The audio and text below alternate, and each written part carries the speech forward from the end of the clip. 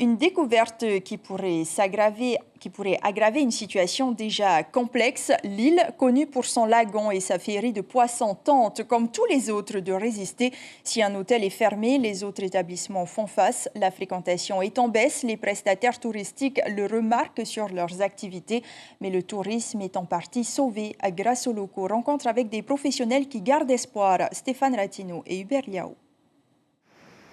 Une affiche discrète, quelques mots dactylographiés au bas d'une pancarte. Un célèbre hôtel de la place a fermé ses portes provisoirement. Avec un ciel sans horizon international, le monde du tourisme tout saute. Mais à Rangiora, il n'y a pas d'abattement.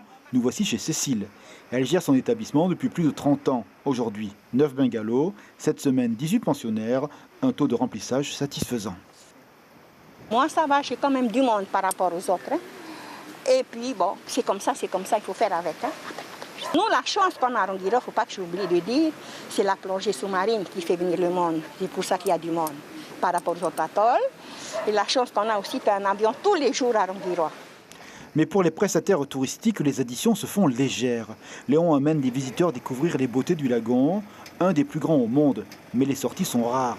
C'est Byzance lorsque ce professionnel peut mettre son bateau à l'eau. Cette semaine, une seule sortie, à bord, une quinzaine de visiteurs. Sur la saison basse, on a peut-être 4-5 sorties avec 4-6 personnes, tu vois, en saison basse. Là. Voilà. Mais là, c'est carrément mort. Hein. Et là, ce sont les derniers touristes? Il y a les derniers touristes, il y a quelques locaux voilà, qui ont profité du salon. Et est-ce que tu as des réservations pour la semaine prochaine, pour le mois de mars? Déjà pour la semaine prochaine, j'ai rien du tout. Résister et ne pas renoncer. Rangiora dispose d'un capital image, 30 000 visiteurs par an. La beauté de son environnement, la promesse toujours tenue de fonds poissonneux. Titaïna gère un hôtel, une trentaine de logements. Après un mois de fermeture pour travaux, l'établissement a rouvert. C'était lundi, en plein cœur du salon du tourisme virtuel. Pour le mois de février, avec l'offre du salon, ça a bien fonctionné pour nous. Et c'est ça aussi qui nous a permis de laisser cet hôtel ouvert. Et ça a été prévu qu'on réouvre au mois de février.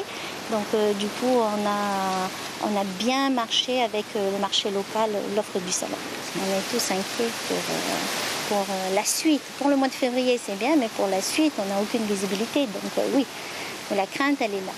Mais pour l'instant, l'établissement est ouvert aussi en mars. Mars, non. Février, c'est sûr. Ok, mars, il y a une réflexion alors. On est en train d'y penser pour l'instant. Retour dans notre première pension de famille. Il y a du monde autour des tables. La plupart des convives vivent en Polynésie, mais des touristes métropolitains sont aussi là. Comment vous allez les vivre ?